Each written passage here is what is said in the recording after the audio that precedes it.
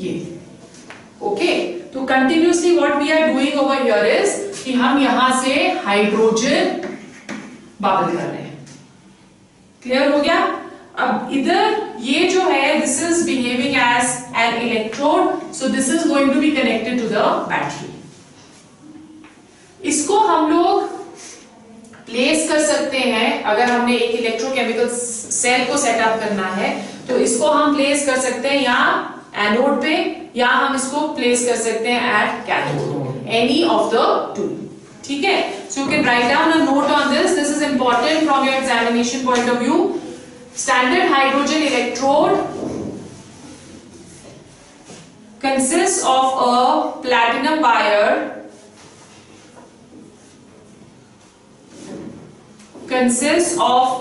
platinum wire sealed in a glass tube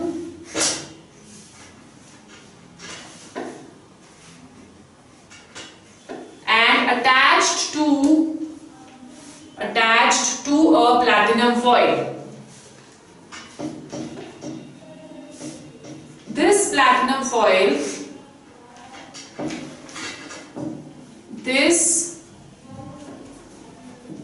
platinum foil behaves as the site of reaction.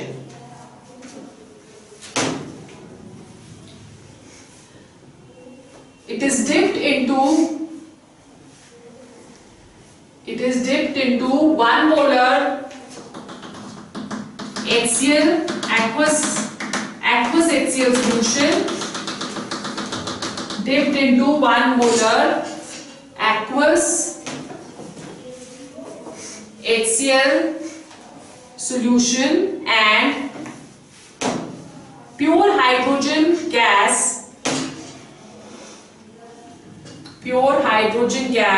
at 1 atmosphere. Pure hydrogen gas at 1 atmosphere is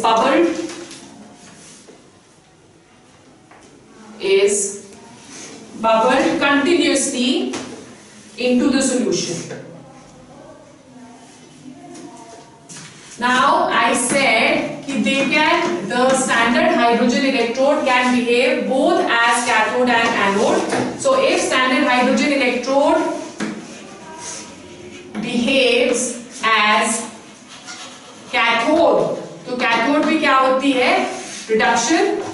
H positive ions gain 1 electron to give us hydrogen, and hydrogen plus hydrogen to give us H2. Okay, so H positive that is going to be converted into H2, और यहाँ पे हमें ये hydrogen के bubbles नजर भी आते हैं जो कि एस्केप हो रहे हैं जब हम इसको एज कैथोड लेते हैं। ठीक है, और अगर ये बिहेव करता है एज एनोड, तो ये जो हाइड्रोजन गैस हम कंटिन्यूअसली यहाँ पे बबल कर रहे हैं, ये हाइड्रोजन गैस क्या करेगी?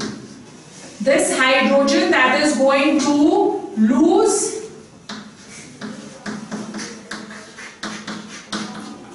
electrons, hydrogen gets oxidized and give us 2H positive ions, right? So इसको हम, as I just told you, it can be taken as both what?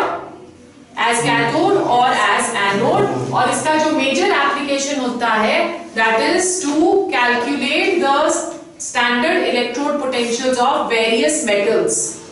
ठीक है, एक एग्जांपल हम लेके देख लेते हैं. What is the example over here? That हमको find करना है electrode potential for zinc. ठीक है, so let's say that we are placing this thing at the anode. The SHE is taken as the anode. ठीक है, जब हम SHE as anode लेते हैं तो हमें ये पता है कि E0 cell that is equal to E cathode minus E anode.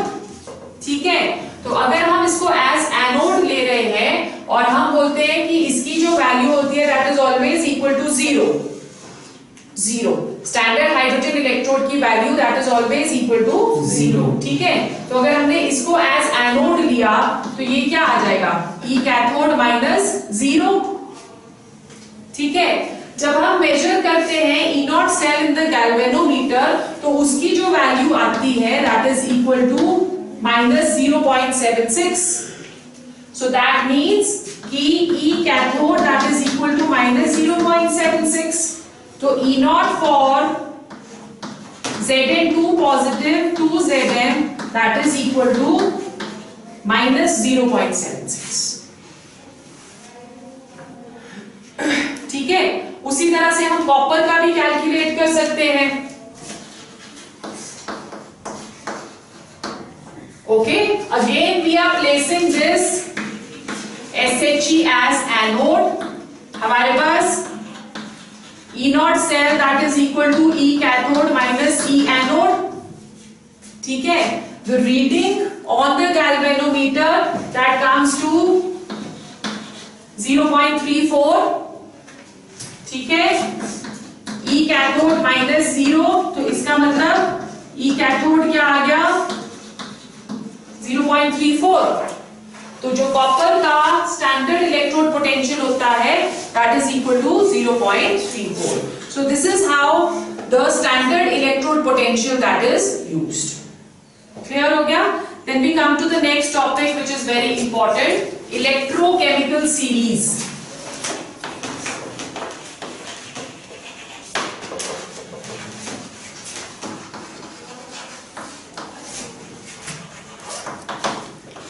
Define करो पहले इसको।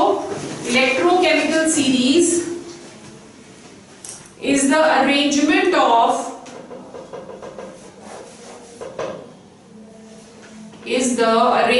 Of elements in order of increasing electrode potentials.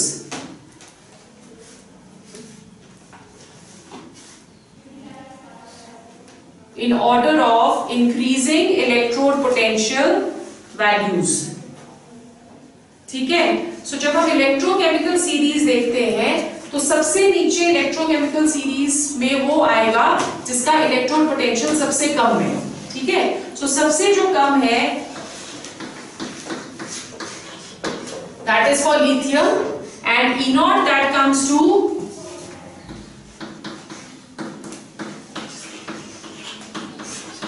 -3.05 volts. ठीक है, फिर उसके बाद लिथियम के बाद जो नेक्स्ट आता है that is potassium with E naught value of -2.93,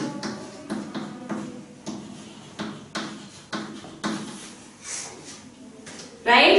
potassium के बाद आता है caesium with E naught value of -2.92 volt, right? फिर उसके बाद आएगा barium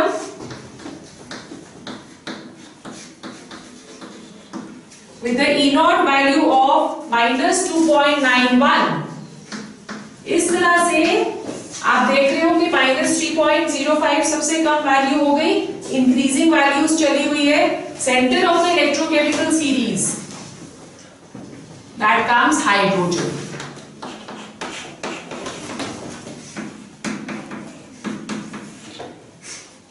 with E naught value of 0 volts। ठीक है, और उसके बाद फिर पॉजिटिव शुरू हो जाते हैं, जैसे for example we have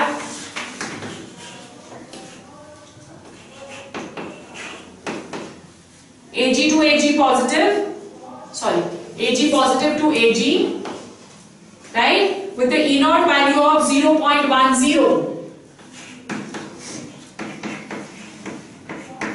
and so on। और सबसे टॉप ऑफ द सीरीज पे जो है दैट इज फ्लोरीन। इसके आगे बहुत सारे एलिमेंट्स और सबसे टॉप ऑफ द सीरीज पे is fluorine with a value of 2.87। ठीक है, अब हो रहा क्या है कि यहाँ लिथियम जो है वो सबसे नीचे with highest value the lowest value for reduction potential, और सबसे ऊपर fluorine the highest value of reduction potential. Electrochemical series के एप्लीकेशंस क्या है?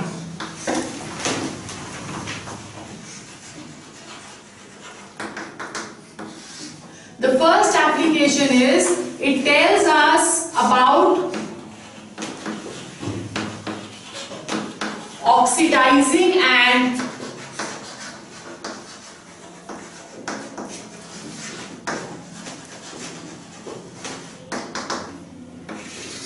reducing nature of elements, right? तो इसमें आपने याद रखना है कि जितनी ज्यादा नेगेटिव वैल्यू रिडक्शन पोटेंशियल की होगी उतना ही बेटर वो रिड्यूसिंग एजेंट होगा, ठीक है? मोर द नेगेटिव वैल्यू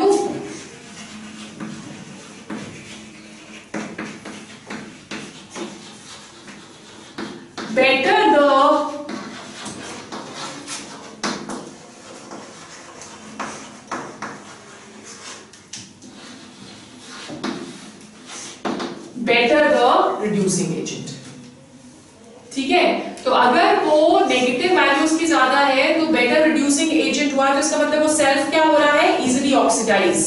तो लिथियम जो है that is the best reducing agent. जैसे जैसे हम नीचे से ऊपर की तरफ को जाते रहते हैं वैसे वैसे रिड्यूसिंग कैरेक्टर जो होगा वो कम होता रहेगा और ऑक्सीडाइजिंग कैरेक्टर जो है वो बढ़ता रहेगा, ठीक है? So we are saying that lithium is the best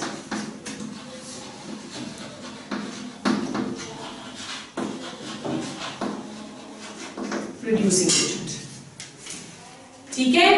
Second, more the positive value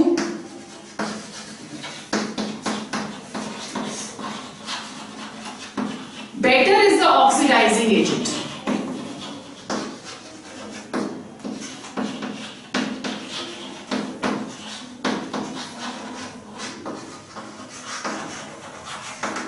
ठीक है? जितनी ज्यादा positive value better oxidising agent, तो मतलब वो सेल्फ रिड्यूस इजीली हो रहा है। अब यहाँ पे फ्लोरीन की सबसे ज्यादा पॉजिटिव वैल्यू है, so therefore fluorine is the best oxidising agent, ठीक है? तो जैसे जैसे हम ऊपर को जाते रहते हैं वैसे वैसे ऑक्सीडाइजिंग प्रॉपर्टीज इंक्रीज होती रहती है और रिड्यूसिंग प्रॉपर्टीज डिक्रीज होती रहती है। Have you understood? तो अगर हम कंपेयर करें, जैसे फॉर एग्जांपल हम कंपेयर करें कॉपर जिसकी वैल्यू है 0.34, ठीक है, और हम कंपेयर करें इसको Ag के साथ जिसकी वैल्यू है 0.80 वोल्ट, ठीक है? So in this case better oxidizing कौन सा होगा? सिल्वर, और बेटर रिड्यूसिंग कौन सा होगा? कॉपर, ठीक है? जब हम इन दोनों को कंपेयर कर रहे हैं, पर अगर हम कंपेयर कर रहे हैं कॉपर को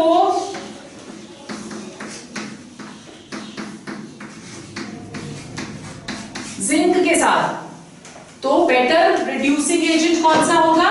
जिंक, और बेटर ऑक्सीडाइजिंग एजेंट कौन सा होगा? Copper. Have you understood? Okay. Second जो इसकी एप्लीकेशन है, it helps us to calculate E0 cell. Second application is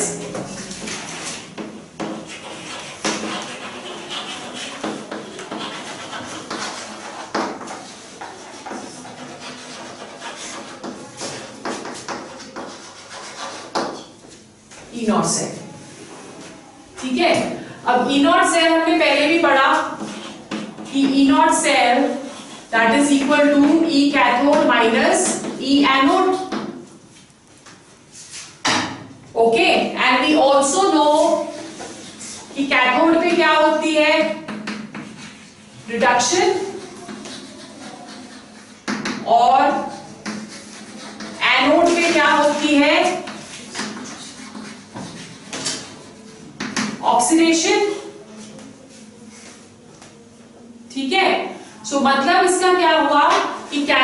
पे अगर रिडक्शन हो रही है तो वो सेल्फ ऑक्सीडाइज होगा, है ना, और एनोड पे अगर ऑक्सीडेशन हो रही है तो वो सेल्फ रिड्यूस होगा। ठीक है, तो हमेशा जब भी हम लोग ई नॉट सेल कैलकुलेट करते हैं तो आपने हमेशा याद रखना है कि बड़ी वैल्यू से छोटी वैल्यू को हम माइनस करेंगे। कैथोड की जो वैल्यू रहेगी वो हमेशा बड़ी रहती है और एनोड की जो वैल्यू रहती है वो हमेशा छोटी रहती है। तो आप बड़ी वैल्यू से छोटी वैल्यू को माइनस करोगे। जैसे फॉर एग्जांपल आपको दिया है कॉपर की value which is equal to 0.34, ठीक है, और आपको दिया है लेट्स से जिंक की value which is equal to minus 0.76 volt. ये आपको ऐसा क्वेश्चन आता है and you have to calculate E naught cell। तो E naught cell that is equal to E cathode minus E anode। अगर वहां पे कंफ्यूज हो गए कि कैथोड किसको लेना है और एनोड किसको, तो कैथोड की वैल्यू हमेशा बड़ी होनी चाहिए। ओके, सो यहाँ पे हम क्या करेंगे, E cathode that is equal to 0.34 minus 0.76, ठीक है, that comes to 1.1 वोल्ट। और अगर आपको दिया है अगेन कॉपर 0.34 और आपको दिया है Ag 0.80, so E naught cell कैसे कैलकुलेट करेंगे, बड़ी वैल्यू से छोटी वैल्यू को माइनस करना है फिर से। तो बड़ी वैल्यू कौन सी हो गई, 0.80 minus 0.34, that comes to 0.46। Have you understood? So इस तरह से आपको E नॉट सेल जो है वो आप कैलकुलेट कर सकते हो। Got it? थर्ड जो इसकी एप्लीकेशन है, third application is it helps us to predict the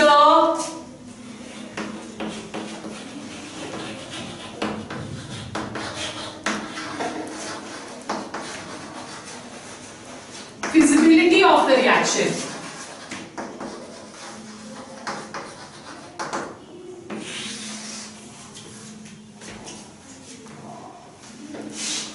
It helps us to predict the feasibility of the reaction।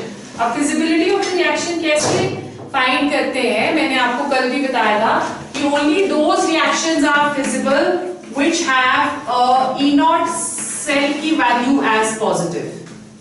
अगर E naught cell नेगेटिव आता है तो वो रिएक्शन फिजिबल नहीं होती है।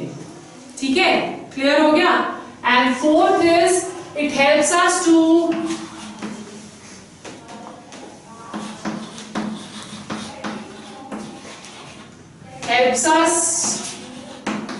see whether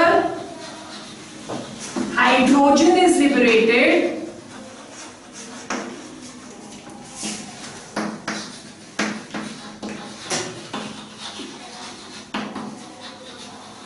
when a metal reacts with an acid।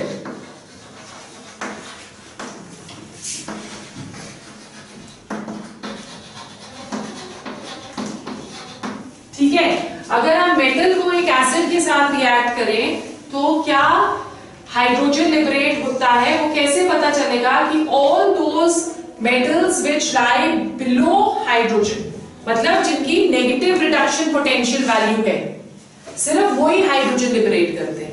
जिनकी positive reduction potential values है वो हाइड्रोजन लिबरेट नहीं करते। तो अब जैसे जिंक हम लेते हैं, तो जिंक की अगर हम रिएक्शन करें किसी भी एक एसिड के साथ Zn+H2SO4 सपोज कर रहे हैं, तो ये हाइड्रोजन लिबरेट करेगा। सिमिलरली अगर हम सोडियम लेते हैं और उसको हम HCl के साथ रिएक्ट करते हैं, तो सोडियम की भी रिडक्शन पोटेंशियल वैल्यू माइनस में है ना, इससे ऊपर आती है वो, that is also in minus, तो that will also give us what,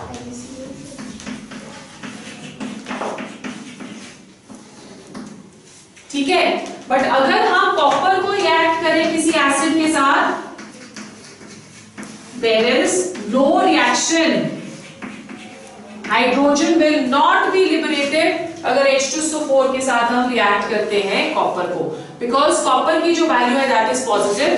similarly silver भी नहीं करेगा, सिमिलरली गोल्ड भी नहीं करता है, प्लैटिनम भी नहीं करता है। ठीक है, is it understood? So this is the electrochemical series. Competition point of view से ये वाला टॉपिक जो है that is very very important. Okay, so next topic जो हम करेंगे वो भी एक बहुत इंपॉर्टेंट टॉपिक है। अभी तक हम सारे में ई नॉट सेल कैलकुलेट कर रहे थे, अब हम करेंगे E cell. Right, E cell क्या हुआ कि हमने कोई भी कॉन्सेंट्रेशन लेनी है अदर देन 1 मोलर, तो जब उस पे हम ई सेल क्या कहते हैं उसको, ईएमएफ कैलकुलेट करते हैं, उसे हम ई सेल बुलाते हैं। ठीक है, सो उसके लिए हम एक इक्वेशन करेंगे। टॉपिक हमारा है dependence of EMF on concentration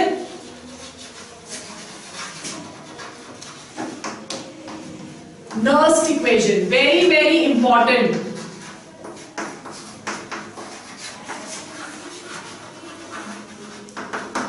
Nernst equation, this is very very important topic. इसमें से आपको 1 मार्क का क्वेश्चन बोर्ड्स का आ सकता है, या इक्वेशन लिखने को आ सकती है, या एक छोटा सा न्यूमेरिकल भी आ सकता है। ठीक है, सो नर्स्ट जो था, ही वाज द साइंटिस्ट जिसने हमें ईएमएफ कंसंट्रेशन के ऊपर डिपेंड करता है उसके बारे में बताया। ओके, तो उसने क्या बोला कि जब भी हम एक रिएक्शन कर रहे हैं, जैसे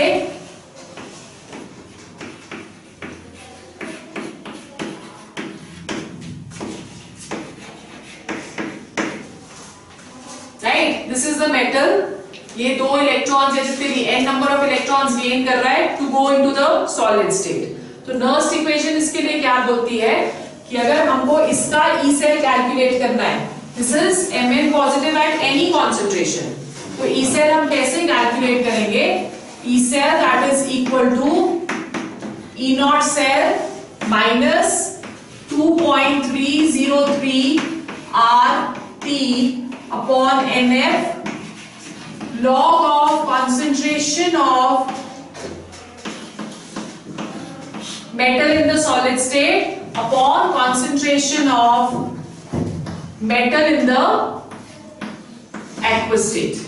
ठीक है, अब यहाँ पे E सेल हो गया EMF of the cell at any concentration, E naught cell हो गया स्टैंडर्ड इलेक्ट्रोड पोटेंशियल, जो कि आप EMF जो कैलकुलेट करोगे E cathode minus E anode से कैलकुलेट करोगे। ठीक है, R gas constant, value of R is taken to be 8.314, T is the temperature, N is the number of electron exchange and F that is 1 faraday of electricity. ठीक है, जब हम concentration लेते हैं इसकी in the solid state, that is always taken as 1। Clear? तो जब हम इसको लिखेंगे, लेट्स से कि हम इसको कैलकुलेट कर रहे हैं at 25 degree centigrade. Generally 25 degree centigrade क्या लेते हैं हम? Room temperature. तो अगर हम रूम टेम्परेचर पे इसको कैलकुलेट करते हैं तो ई सेल क्या आ जाएगा? That will be equal to E naught cell minus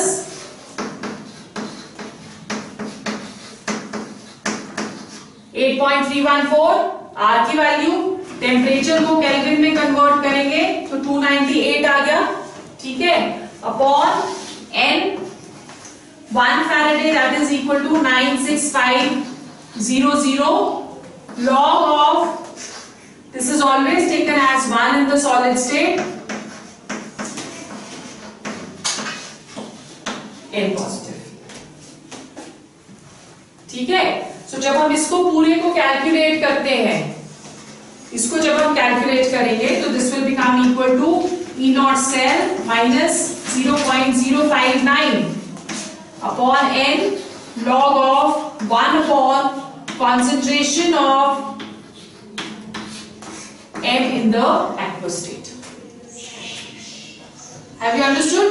तो अगर आपको नर्स्ट इक्वेशन लिखने को आ रही है कि right Nernst equation for one electrode system only, तो उसको आपने इस तरह से लिखना है। पर जनरली आपने इलेक्ट्रोकेमिकल सेल में क्या देखा है कि there are 2 different electrodes which we are taking. तो उसके लिए हम लोग इसको थोड़ा सा modify कर लेते हैं. E cell that will be equal to E naught cell minus 0.059 upon n log of concentration of anode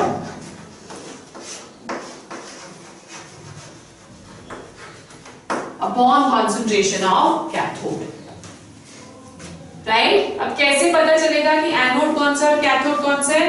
जब भी हम रिप्रेजेंटेशन करते हैं एक किसी भी सेल की, तो एनोड कहाँ आता है? Left hand side. So left hand side पे एनोड आएगा, उसकी कॉन्सेंट्रेशन आपने लेनी है, और राइट हैंड साइड पे कैथोड आएगा, उसकी कॉन्सेंट्रेशन आपने लेनी है. Put down the values. क्यों मैं यहाँ पे 0.059 ही यूज कर रही हूँ?